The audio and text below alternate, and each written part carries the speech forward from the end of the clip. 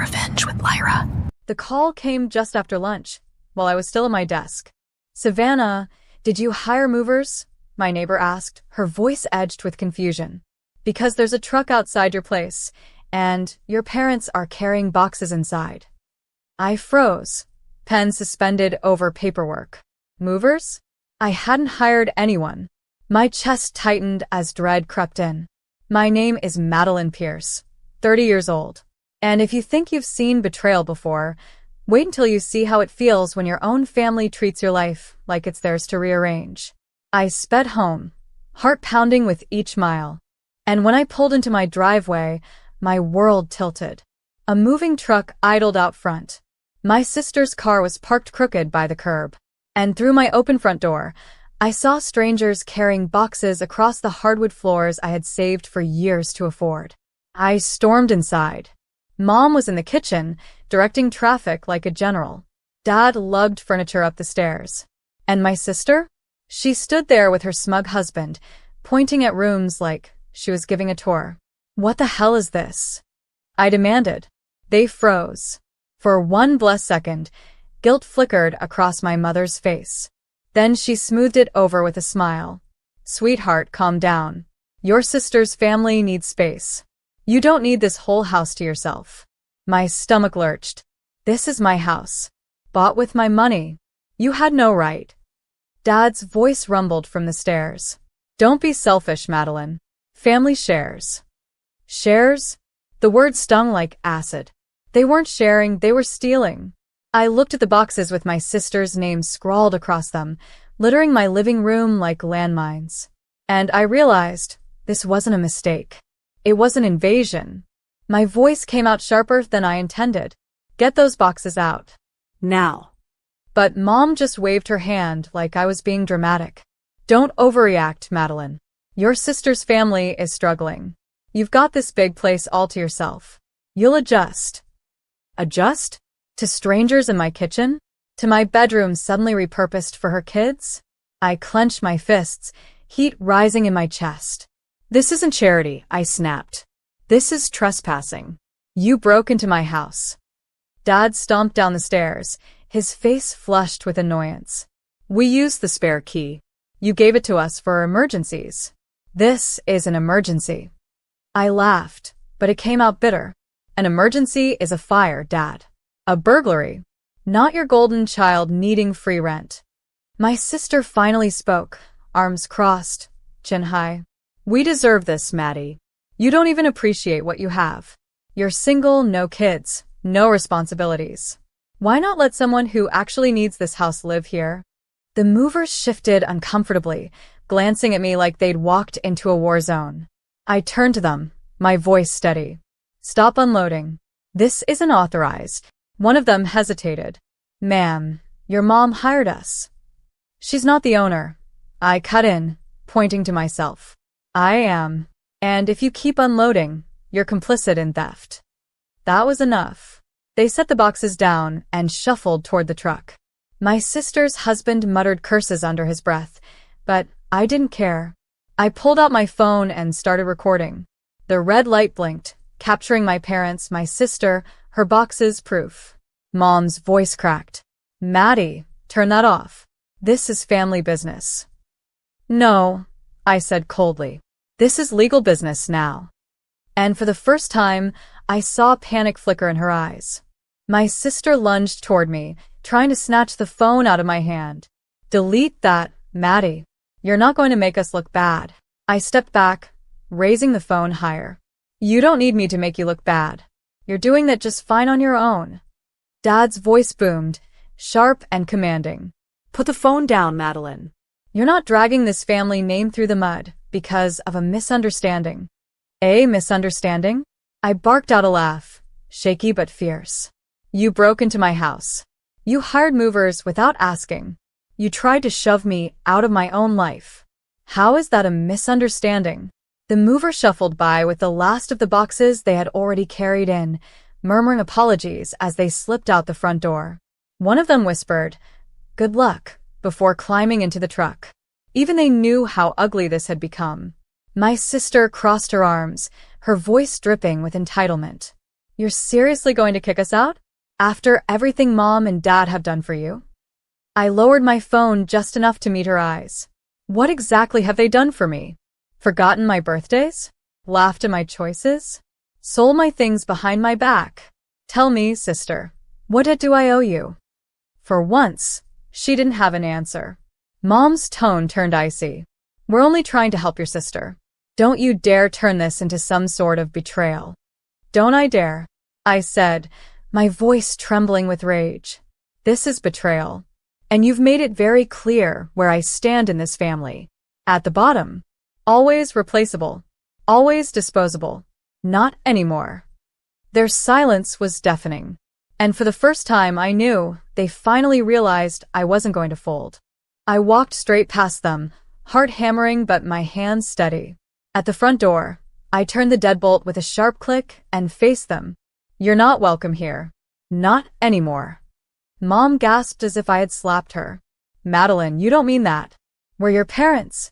I lifted my phone, scrolling to the video I'd just taken, the movers, the boxes, my family caught red-handed in my living room. This goes to my lawyer tonight. And if you ever step foot in this house again without my permission, I'll make sure the police see it too. Dad's face turned red, his voice booming. You wouldn't dare call the police on your own family. I held his stare. Try me. My sister scoffed, her arms crossed. You think anyone will believe you over Mom and Dad? Everyone knows you're dramatic. I smiled coldly. Everyone will believe the deed with my name on it. Everyone will believe video footage. Everyone will believe texts and emails where you've already admitted you're moving in. I'm not the dramatic one here. I'm the prepared one.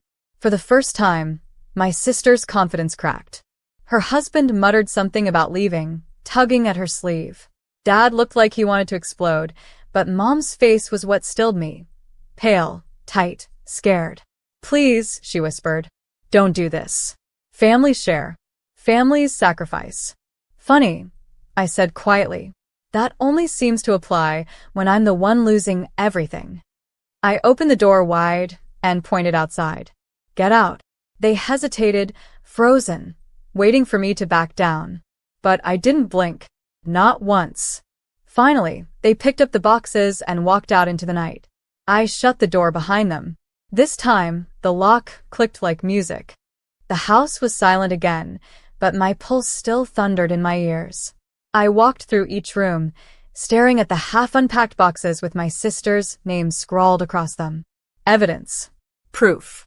Every cardboard piece screamed entitlement, and instead of rage, I felt something colder now, resolve.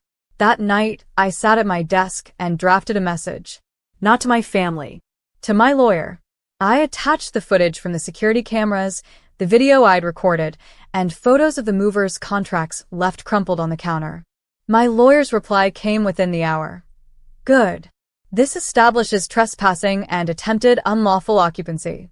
Don't worry, we'll handle it. The next morning, I posted one photo on social media. Just one.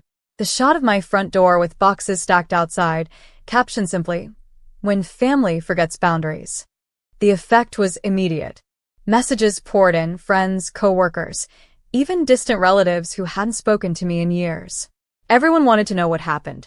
Some offered sympathy, others shared their own horror stories. But one thing was clear.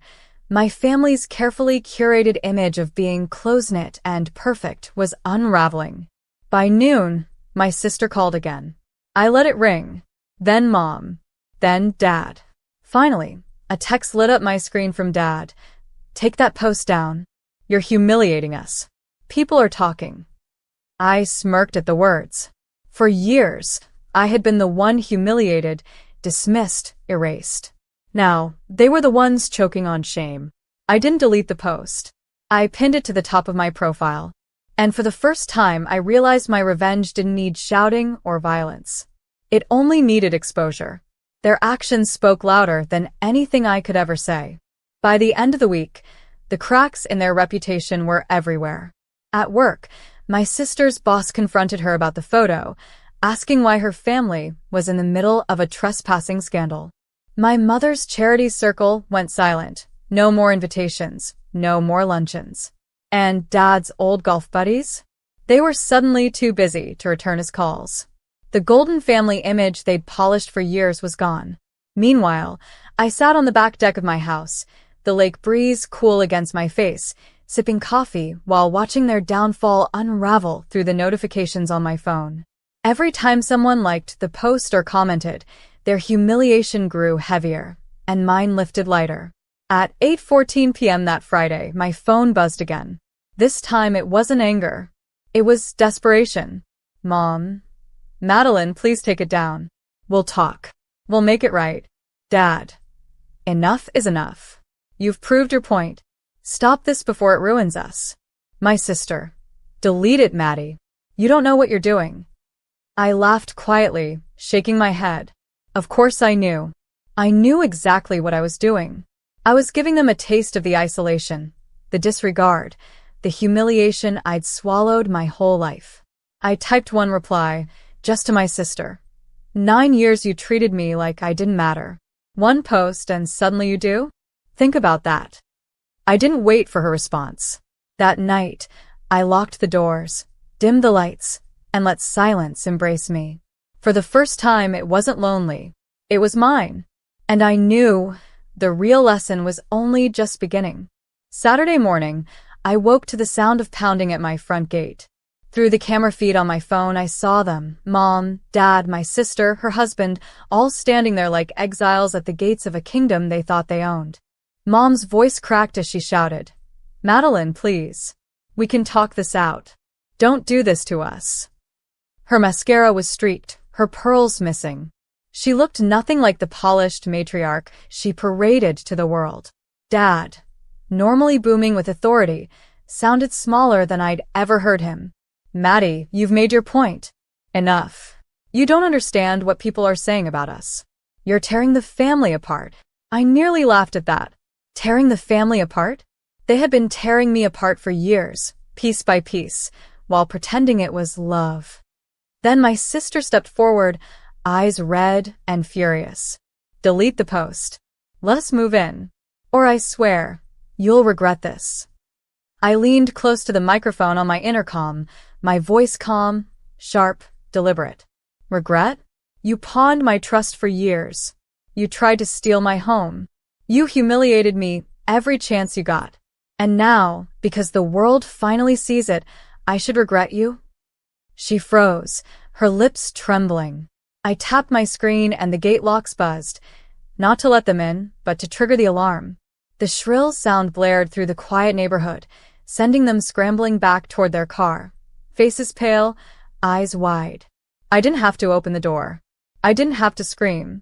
All I had to do was show them they no longer had power here. For the first time, I was untouchable. By Monday, the storm had broken. The post was everywhere, shared, reshared, dissected. Neighbors whispered, co-workers gossiped, even old relatives who'd ignored me for years suddenly had opinions. But the truth was undeniable. My family had tried to steal my home. The humiliation they once reserved for me was finally their own.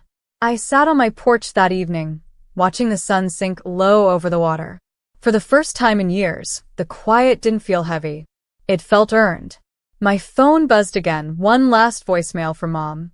Her voice was hoarse, broken. Madeline, please. We've lost friends, respect, everything. Just take it down. We can't survive this. I let the message play twice, then deleted it.